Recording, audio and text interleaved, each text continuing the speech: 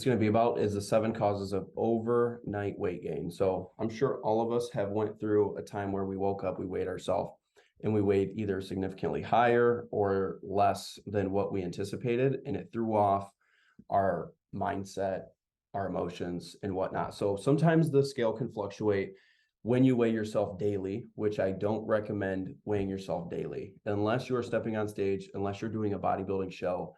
There's no reason to be that peculiar about your body weight by weighing yourself every day. Now, if you have that situation or I guess you have that habit, then we need to take some actionable steps to break away from that habit, because then you start to tie too much of your emotions to that number. Otherwise, why would you be stepping on the scale every single day? Um, so if you struggle with stepping on the scale every day and weighing yourself every day because you are so tied to that number, let me know in the chat down below. Um, so this is going to be the 7 causes of overnight weight gain, which means I want to express when you weigh yourself and let's say overnight you gained 1 pound, or let's say you weighed yourself Sunday and then you did it again 7 days from then on the next Sunday, and you gained maybe 1 or 2 pounds. That weight gain isn't always fat gain. It may just be water weight. It could be other things that are not just fat. Most of the time, when we gain a few pounds in a week or a few days, we think that it's automatically fat that was put on our body, when in some cases it's not. This is what we're going to get into, the 7 causes of overnight weight gain. Number one could be you are dehydrated. Your body can retain water because you're dehydrated to compensate for that. So first things first, stay hydrated. Drink at least half a gallon of water a day. That should be your starting point. Once you have a goal, you have a target, you know what direction to head towards, and then you can start moving in that direction. But if you don't have a goal, you don't know what direction to head towards. The goal here would be half a gallon of water and start there. Number two would be you ate a sodium rich meal. Now, sodium is another word for basically salt. Sodium has you retain water in your body. So if you ate a sodium rich meal recently or the night before, there's a lot of sodium in sauces, dressings, so like Alfredo pasta, sodium. There's a lot of sodium in soups. Anything that's canned has a lot of sodium. Any family ready meals that are in the freezer section, that have like sauce packets in them, you throw them on the stove. Those are sodium rich meals. Now, if you want to retain your water weight, or let's say we're going to go ahead and we got some people joining real quick. All right. So if you ever lay down and you feel like that water sloshing around in your gut, and like that is when you've ate a sodium rich meal or a meal that has a lot of salt in it. Your body will retain a lot of water, and that's what may cause you to have maybe a fluctuation in the weight scale the night or the day after when you weigh yourself, or week to week. So for the people that are joining in, I want to recap real quick on some of the other reasons for why you may see the weight scale fluctuate overnight. The first one was you may be dehydrated. Your body retains a lot of water when you are dehydrated to compensate for that. It's kind of the fight or flight mode. So first things first is set a goal for getting in water. That could be half a gallon for you. That'd be a good start. Usually that's a good start for everybody, half a gallon. Now, one thing that I've heard over the years is if you struggle with water, getting a water bottle that has a straw in it, or just a water bottle that is obnoxiously big so that every time you spot it, you know to drink water. And it's like, it's so big that it's hard to spot, like hard to not spot. So big water bottle if you struggle with water, or try one that has a straw attachment to it. Those two help with consuming more water if you struggle with that. Number two would be you ate a sodium rich meal. Sodium is another word for salt. So just watch the soups, the dressings, the sauces, the pastas. Now, the third reason why the weight scale may have went up overnight is you weighed in at a different time.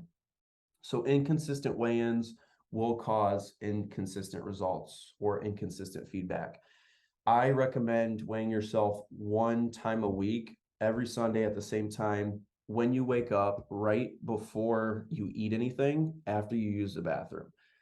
Doing that consistently is going to give you a consistent reading instead of waking up in the morning, going to the bathroom, weighing yourself, and then the next day weighing yourself at lunchtime after you eat. And then the day after that, weighing yourself before bed just to make sure that you're still not gaining weight. So the inconsistency will cause the fluctuation of the weight scale, which then plays a trick in your mind because sometimes your body hasn't digested all of your food yet. So you're weighing a little bit heavier at nighttime before your body digests it all while you're sleeping, which is why you wake up later than what you go to bed at. So it'll fluctuate throughout the day. So weighing yourself at a different time, the normal can give you the inconsistent readings. Number 4 was you didn't sleep well. Poor sleep and lack of sleep can cause water retention. So some people operate good off 5.5 hours. Some people operate good off 8. Others operate good off 10. Whatever you feel is feasible for you. I honestly, there's a study that's out there. It says 8 is obviously the average. Any less than that, your life expectancy goes down like 10%, and any more sleep than 8 hours a night, your life expectancy also goes down by 10%. So oversleeping and undersleeping gives you this relatively the same side effects of you not living as long as you could. So really just finding that good balance, and also with what your schedule is and lining that up too, it really helps. Cool. So number 5 would be you had a high carb meal the night before. So carbs is another word for sugar, right? Just like sodium is another word for salt. Carb is basically a form of sugar. Now, higher carb meals can lead to higher glycogen storage in your muscles, which means your muscles will fill up, they'll feel thicker, they create more blood flow and water retention in the muscles, which again causes you to gain a little bit more weight through the water retention. Again, high carb meal would be right before bed. So like when this says the night before, like this is, I mean, right before you lay down, like you don't even have time to let your food digest. So if you're giving yourself enough time to have your food digest before you lay down to go to bed, you shouldn't be running into this issue. And then again, consistently weighing yourself once a week, every Sunday, instead of every day. Like I said at the beginning of the phone call, the only benefit of weighing yourself every single day is if you're stepping on stage for a bodybuilding show. Otherwise, there shouldn't be a reason that you're fixated that much on that number to where you are worried about it every single day.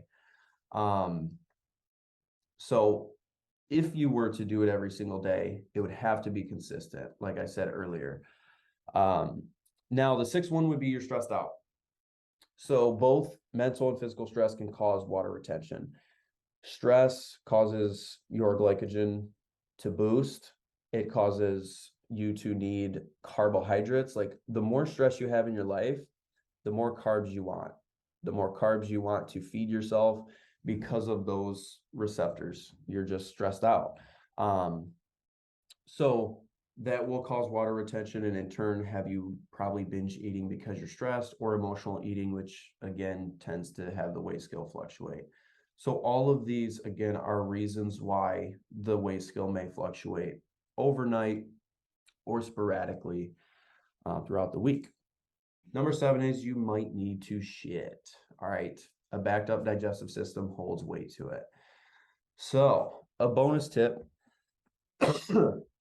is many things can cause water retention and weight fluctuation.